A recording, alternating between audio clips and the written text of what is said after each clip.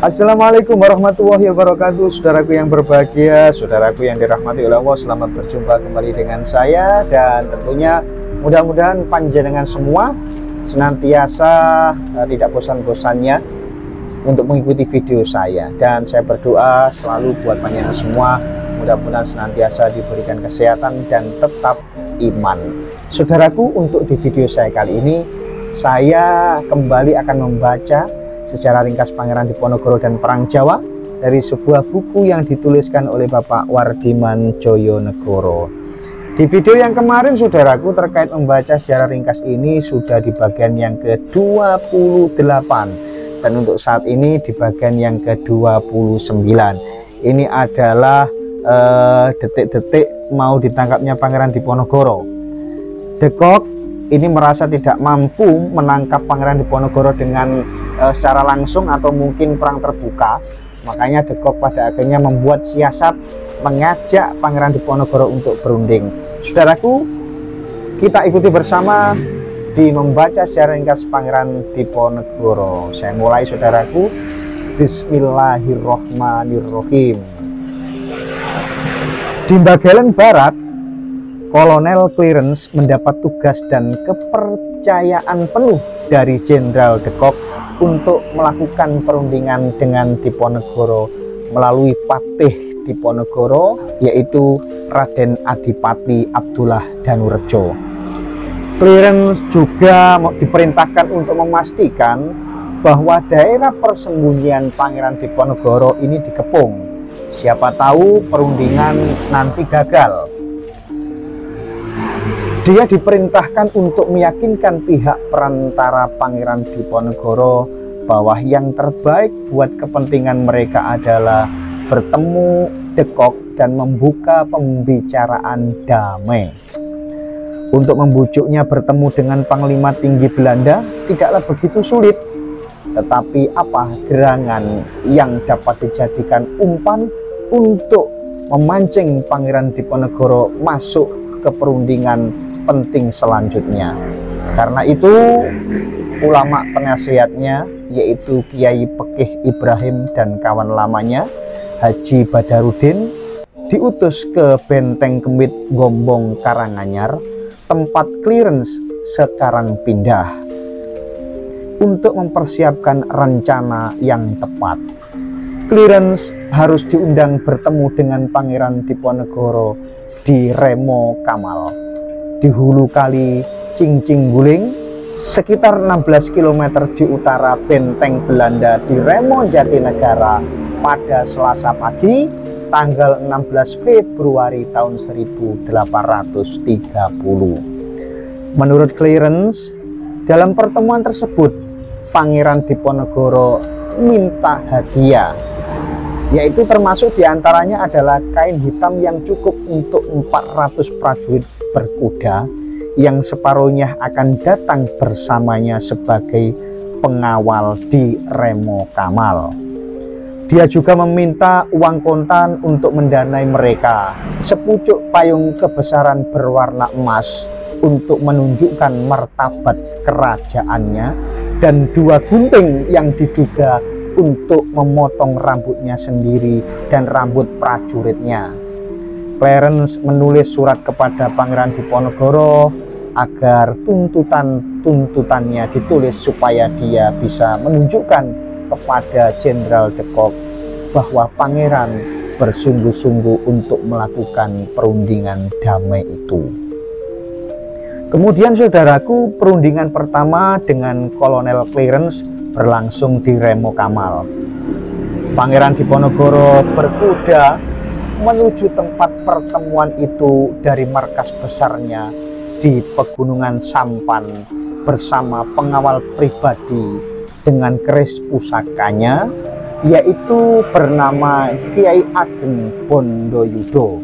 Jadi keris pusaka dari Pangeran Diponegoro ini bernama Kiai Ageng Bondoyudo yang dibawa di depan untuk menolak bala. Kolonel Clarence bersikap sangat-sangat hormat kepada Pangeran Diponegoro. Kolonel Clarence turun dari kudanya di tempat yang agak jauh dari ruangan pertemuan. Clarence berjalan kaki dan melepas topi kavalerinya walaupun matahari sangatlah terik atau panas. Pangeran Diponegoro lalu meminta untuk meneruskan perjalanan ke Cawang. Pertemuan hanya berlangsung 2 jam saudaraku, dan perundingan berlangsung sopan dan lancar. Meskipun tidak ada janji yang diberikan oleh Pangeran Diponegoro ataupun kesepakatan dan syarat-syarat. Karena De Kock masih ada di Batavia, Clarence lalu membujuk Pangeran Diponegoro agar meneruskan perjalanan ke Menoreh dan menunggu De Kock di sana. Diponegoro akhirnya tiba di Menoreh pada tanggal 21 Februari dengan jumlah rombongan prajurit yang ternyata semakin bertambah atau berlipat karena penduduk Keduh Selatan memberikan penghormatan khusus kepadanya. Di jalan-jalan menuju Menoreh, rakyat menunggu rombongan lewat dengan sabar dan beberapa di antaranya memberikan hormat. Jumlah rombongan Pangeran Diponegoro jauh lebih banyak seperti yang semula diperkirakan atau dibayangkan oleh Clarence. Jadi ketika Pangeran Diponegoro ini berjalan menuju ke tempat perundingan, ini banyak dari masyarakat yang menyambut Pangeran Diponegoro, kemudian memberikan hormat, dan pada akhirnya juga banyak yang bergabung kemudian mengikuti di belakang dari pasukan Diponegoro. Ini dari masyarakat, warga, dan juga bekas-bekas prajuritnya yang kemudian ikut mengikuti Pangeran Diponegoro menuju ke tempat perundingan. Banyak di antara mereka merupakan bekas prajurit dan anggota resimen Pangeran yang kemudian bergabung selama dia dalam perjalanan melalui Bagelen dan Keduh Selatan. Kebanyakan ini membawa tombak, mengenakan serban dan jubah hitam yang berasal dari kain yang disediakan oleh Clarence. Dalam perjalanan ke Magelang, Pangeran Diponegoro dan pasukannya singgah di Menoreh. Setelah tiba, ternyata penyakit malaria yang diderita Pangeran Diponegoro diobati oleh seorang dokter Belanda. Walaupun tetap beranggapan bahwa pengobatan Jawa masih unggul. Meskipun Ragah masih kuat, menurut De Kock badannya dari besi. Jadi Pangeran Diponegoro ini menurut De Kock adalah tenaganya luar biasa.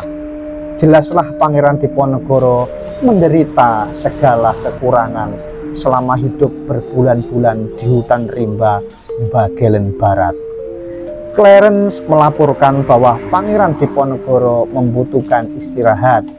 Badannya teramat penat atau capek. Bisa jadi karena kesehatannya itulah dia berkeinginan membuat perundingan dengan Belanda pada waktu itu. Pangeran singgah di Menoreh selama 2 minggu sebelum meneruskan perjalanan ke Magelang menemui undangan De Kock untuk berunding. Saudaraku yang berbahagia, alhamdulillahirabbil alamin, itulah sedikit membaca saya terkait secara ringkas Pangeran Diponegoro dan Perang Jawa. Harapan saya mudah-mudahan mempelajari sejarah kita bermanfaat untuk kita semua saudaraku, dan khususnya untuk saya pribadi.